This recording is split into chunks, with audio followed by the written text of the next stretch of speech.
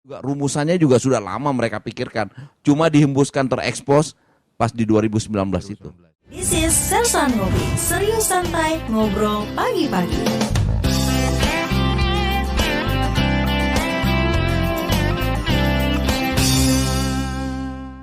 Ibu kota baru nih atau IKN yang sebagian besar masyarakat mengharapkan adanya perubahan dari segala aspek untuk pemerintah sepertinya harus tertahan karena adanya pandemi COVID-19 nih sahabat Onyx. Dan hari ini Rega Dinata bersama dengan kedua narasumber kita yang akan siap memberikan informasi mengenai tema kita hari ini adalah otak-atik IKN, anak muda di mana posisinya. Jadi kalau kita bicara IKN, saya sempat melihat beberapa video juga nih Pak Haji, Mas Budi dan juga Bang Maulid.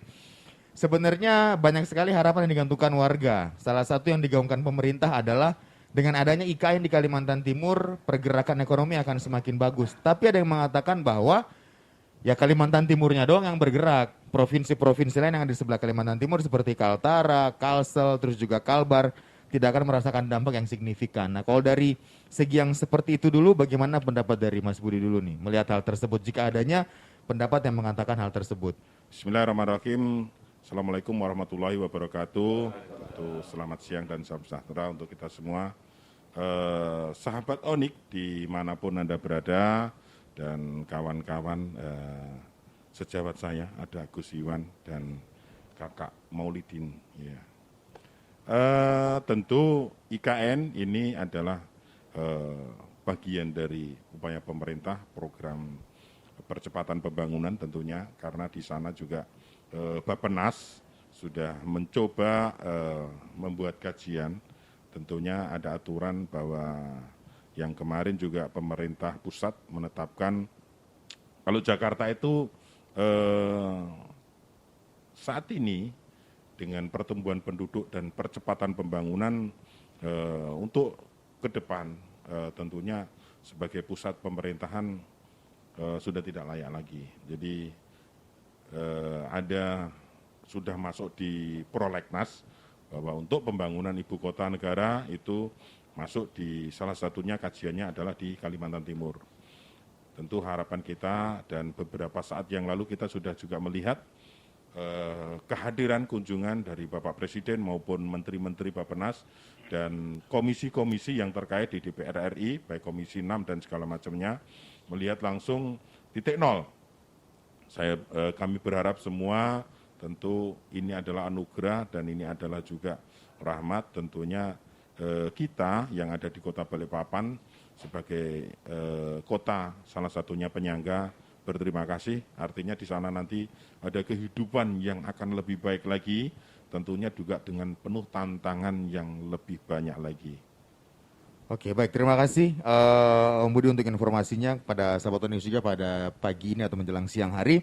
Seperti yang kita tahu juga, Menteri PPN Kepala Bappenas Republik Indonesia, Bapak Soeharto Monoarfa juga mengatakan bahwa pembangunan ini sebenarnya diharapkan bisa segera dijalankan di bulan Ramadan kali ini. Tapi sekali lagi, banyak sekali kritikan dari luar juga yang mengatakan bahwa di tengah masa pandemi seperti ini harusnya tidak memikirkan pembangunan, tapi lebih memikirkan bagaimana cara mensejahterakan ekonomi rakyat sebenarnya ya.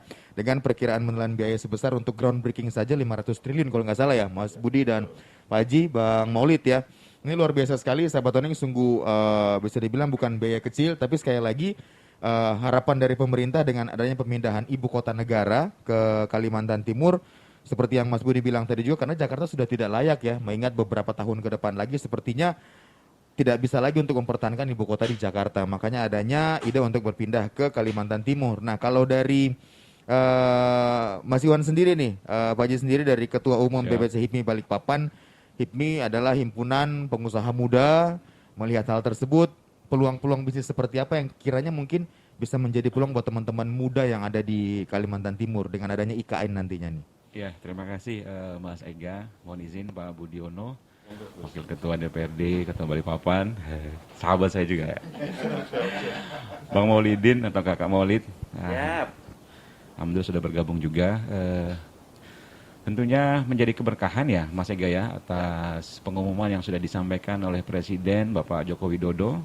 Kalau tidak salah tanggal 26 Agustus 2019, saya ingat banget. Karena itu merupakan momen yang bersejarah begitu. Dan geliat setelah pengumuman presiden itu kan kita merasakan banget gitu, para pengusaha sudah mulai disibukkan dengan, kalau kita melihat dari sisi industri perhotelan, kemudian industri travel, load factornya udah luar biasa begitu pada saat itu pasca pengumuman. Ini baru saja diumumkan sudah luar biasa gitu ya, keberkahan yang kita dapatkan begitu. Namun tiba-tiba saja ada COVID-19, ya kita ambil hikmahnya saja. Kalimantan Timur dan khususnya Balikpapan kembali mempersiapkan diri segala sesuatunya, termasuk pengusahanya gitu, untuk melakukan strategi-strategi dalam rangka mempersiapkan diri dalam menyambut persiapan IKN ini. Nah, saya kira keuntungan dari sisi pengusaha ini akan sangat berdampak positif ya, setelah kita melihat bagaimana perkembangan Kalimantan Timur ya, khususnya pasca euforia dari hebohnya. Sebelum IKN itu kan kita diuntungkan dengan kondisi batu bara, kemudian kelapa sawit. Kita kemudian pasang surutnya batu bara itu luar biasa membuat kondisi Kalimantan Timur dan juga Balikpapan sangat sangat fluktuatif ya. Jadi kayak model serba ketidakpastian begitu. Nah, itu menjadi kelemahan kita Kalimantan Timur yang terlalu mengandalkan komoditas kita sebagai kekuatan ekonomi kita, walaupun itu juga menjadi keberkahan. Artinya kita juga harus membangun strategi juga, tidak lagi mengandalkan komoditi sumber daya alam, tapi juga menciptakan potensi-potensi ekonomi yang di luar itu. Nah, kekuatannya itu adalah di pengusaha kan begitu, dan khususnya pengusaha-pengusaha muda. Bagaimana kita melihat anak-anak muda yang sekarang sudah mulai masuk ke ekosistem digital, kemudian sudah serba cepat gitu perkembangannya. Nah, tidak ada kata lain ya buat pengusaha-pengusaha yang ada di Kalimantan Timur, khususnya di Balikpapan, dalam rangka kita untuk menyambut IKN ini. Insya Allah dengan kita, bahasa pesantrennya gitu Pak Budi dan Bang Maulid, berjamaah itu lebih kuat gitu daripada kita sendiri-sendiri gitu. Nah, kami di keluarga besar HIPMI mengajak para pengusaha muda yang masih berusia di bawah 41 tahun dengan aneka ragam usahanya, ayo kita bareng-bareng mempersiapkan diri kita, mempersiapkan sumber daya kita dalam hal sisi juga mungkin legalitasnya, kemudian dokumen-dokumen kesiapan kita dalam rangka ketika nanti IKN ini rilis begitu, hari ini pun juga sudah rilis ya, tapi pada hal-hal nanti teknis pasti pada saat kondisi itu berjalan akan dibutuhkan nih kelengkapan administrasi, kesiapan sumber daya manusianya. Jangan sampai gitu pengusaha muda yang ada di Balikpapan itu menjadi tidak siap pada situasi itu. Jadi ini momentum COVID ini, kalau kita ambil hikmahnya diskusi di Anak HIPMI, kita ini sama-sama saat ini mempersiapkan diri dalam rangka menjemput itu. Gitu. Betul sekali. Oke, selanjutnya terima kasih Pak Haji. Berikutnya kita ke Bang Maulidi nih, pemerintah kota nih. Bang, penempatan anak muda saat ini di IKN nanti yang baru, apakah mereka sudah benar memberikan kontribusi menurut Bang Maulid sendiri atau hanya sekedar memberikan kritik saja? Jadi kalau menyongsong IKN baru, sebenarnya begitu didengungkan, Kaltim itu sudah harus sangat siap. Harus. Kita nggak bisa menutup mata, serbuan orang-orang hebat yang lebih daripada kita pasti akan ke IKN, pasti akan ke Kaltim. Tapi kita juga selalu menginginkan setiap ada perusahaan besar atau ada orang-orang hebat, paling tidak ada pendampingan. Pendampingan itulah perannya anak muda di situ. Begitu mereka mendapat pendampingan, begitu mereka mendapat ilmu, proses regenerasi dan estafet untuk menjadi penguasa di tempat kita, penguasa lokal, kita terbuka lebar. Jangan cuma kita, mohon maaf, cuma menjadi helper. Mas Rega sering ngomong adalah terasnya kota. Betul. Ibu kota negara. Ibu kota negara kita nantinya harus ambil peran itu. Dan saya rasa peran penyangga ibu kota baru dengan terasnya, seharusnya kita harus lebih cepat berbenah, karena itu adalah wajah ibu kota negara baru nanti. Untuk pembangunan infrastruktur nih, selaku pemerhati kota, sekali lagi saya pengen nanya, karena itu yang menjadi isu besar juga, karena katanya jika pembangunan IKN dilaksanakan, beberapa lahan dari masyarakat setempat akan dikorbankan. Dan juga infrastrukturnya yang kita lihat mungkin ada beberapa yang belum siap, tapi kesannya pemerintah ini kayaknya memaksakan, kata beberapa orang. Nah, kalau dari Bang Maulid sendiri melihat untuk pembangunan infrastruktur di IKN nanti, kira-kira akan mengorbankan lingkungan gak sih Bang Maulid? Ya, terima kasih. Saya selalu bilang tadi, untuk menghasilkan karya monumental yang besar, harus memang ada pengorbanan besar dan harus punya resiko besar. Itu harus. Jadi kalau misalnya di sana ada yang dikorbankan, saya rasa diminimalis lah. Minimalisir bagaimana pengorbanan masyarakat, ya kalau misalnya bisa ada penggantian, kompensasi harus dilakukan. Betul. Karena walaupun kita tahu itu lahan yang kami tahu dari dulu, kita pernah bekerja juga di sektor perkaryuan yang sering ke arah sana. Memang di daerah sana itu bahasanya Orde Baru itu kan ada banyak program transmigrasi. Ya. Jadi program transmigrasi yang kita tidak bisa menyampingkan juga membuat mereka jadi maju di sana. Betul. Dan kita lihat dengan adanya konglomerat yang besar juga ke sana dengan memanfaatkan sumber daya alam kita yang luar biasa di sektor perkayuan, itulah yang membuat kita punya banyak Pak Jokowi itu pintar, Pak Jokowi. Tahu di sana ada lahan yang besar, ada punya konglomerat besar yang mempunyai lahan yang masih bahasanya bukan hak milik kan, masih konsesi yang bisa sewaktu-waktu dipakai oleh negara. Dibuatlah itu.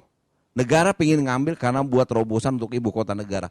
Kamu dulu sudah berapa puluh tahun memanfaatkan kayu yang di atasnya untuk menjadi usaha kamu. Saatnya kami mengambil, kamu harus ikut. Rela. Tapi kalau ada lahan masyarakat yang ikut di sana, misalnya ikut jadi petani yang ikut memanfaatkan lahan di sana, tolong dikompensasi juga mereka. Mungkin tanahnya bukan punya mereka, tapi apapun tanaman tumbuh atau apa yang pernah dia rasakan, kasih kesejahteraan juga lah buat warga sekitar. Betul. Jadi kalau saya rasa infrastrukturnya, saya yakin Pak Jokowi dulu sebelum Pak Soeharto, Manoarfa, Pak Bambang ya, itu orang-orang pintar semua. Dan saya rasa IKN ini juga rumusannya juga sudah lama mereka pikirkan. Cuma dihembuskan terekspos pas di 2019 itu. Pak Jokowi, kami tahu masih banyak hal-hal menurut kita yang kita tunggu, gebrakannya yang menurut kita itu akan menjadi luar biasa. Baik. Terima kasih. Selanjutnya saya menuju ke Bang Iwan nih. Masukan seperti apa dari yang diberikan masyarakat untuk pemerintah dalam persiapan pembangunan IKN? Contohnya untuk dari pemuda sendiri nih. Mungkin ada masukan positif yang rencananya kira-kira di saat IKN dibangun nanti atau sudah jadi, apa yang kira-kira teman-teman pemuda ini bisa lakukan?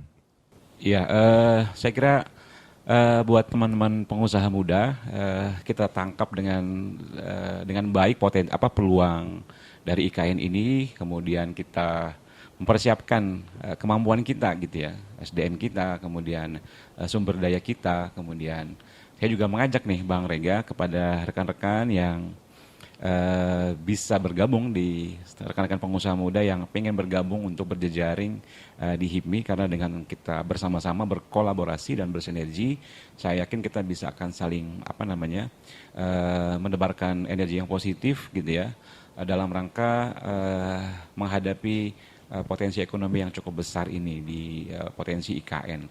Tapi menurut saya di kondisi hari ini pun juga kita harus tetap berjejaring ya, dalam kondisi pandemi yang luar biasa begitu ya, menghantam kondisi ekonomi begitu.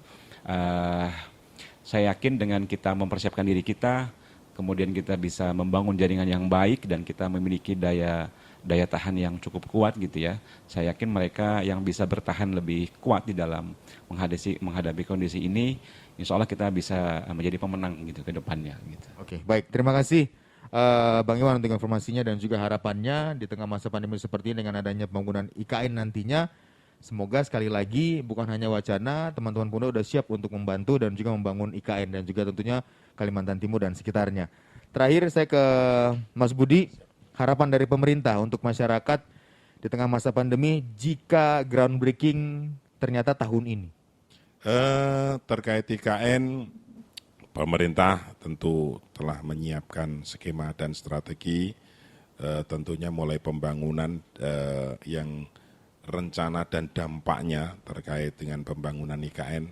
Tentunya dampak terhadap lingkungan, kalau kita masuk di Balikpapan saja, masih banyak kendala, contoh banjir, karena di sana juga tidak cukup dengan mengatasi di hulu, tapi juga harus di hilirnya. Tentu juga sampai juga ke masyarakatnya, ketegasan dan sikap kita terhadap kesadaran kita untuk mengatasi itu. Tentu untuk IKN persiapan kita, pemerintah hadir di dalam nanti tadi saya sebutkan kita nanti akan merubah RT RW, tentu acuannya dari pemerintah provinsi dan dari pusat. Tentunya di sana juga kita akan menyiapkan juga sumber daya manusia, tentunya pemuda-pemuda kita akan memberikan, karena pemuda itu juga sebagai salah satu contoh yang mempunyai kontrol terhadap kebijakan pemerintah. Di sana pemuda-pemuda yang kita melihat kalau kawan-kawan dari mahasiswa menyampaikan aspirasinya, itu sangat terima kasih kita dengar karena sebagai kontrol dari pemerintah gitu. Saya berharap pemuda ke depan menjadi generasi penerus, membekalin diri, tentu mempersiapkan di era, bukan di era sekarang ini, era apa 4.0 ya. Ini sangat-sangat pesat sekali. Kalau saya contohkan, saya pegang HP baru, mungkin perlu belajar 1 bulan, tapi kalau anak-anak kita cukup 2 hari sudah selesai dan lihai. Karena itulah era-era anak kita, kesempatan anak kita. Saya berharap dengan di era ini masyarakat mempersiapkan diri, anak-anak kita mengambil peran bagian untuk pembangunan suatu negara dan khususnya Kota Balikpapan. Begitu. Terima kasih Mas Budi untuk informasinya pagi hari ini, untuk jawabannya dari segala pertanyaan yang sudah kita tanyakan hari ini. Intinya sekali lagi dengan tema kita, otak-atik IKN, anak muda di mana posisinya, semoga bisa menempatkan posisi mereka dengan sebaik-baiknya, bukan menempatkan posisinya di mana baiknya. Ya, dengan adanya IKN, harapan kita besar bukan cuma Kalimantan Timur yang tumbuh, tapi seluruh Indonesia juga bisa merasakan roda ekonomi yang berputar kembali untuk sama-sama bisa lepas dari jerat yang namanya pandemi COVID-19. Mas Budi, terima kasih waktunya. Bang Iwan, terima kasih. Bang Moli, terima kasih untuk bisa hadir kembali. Jangan lupa kita hadir terus setiap hari Rabu. Sersan Ngopi di Onyx Studio 88,7 FM Inspiring Your Life selama bulan suci Ramadan jam 11 sampai dengan jam 12 siang. Terima kasih untuk waktunya. Thanks for listening, thanks for watching. Thanks for listening Onyx Studio and be inspired.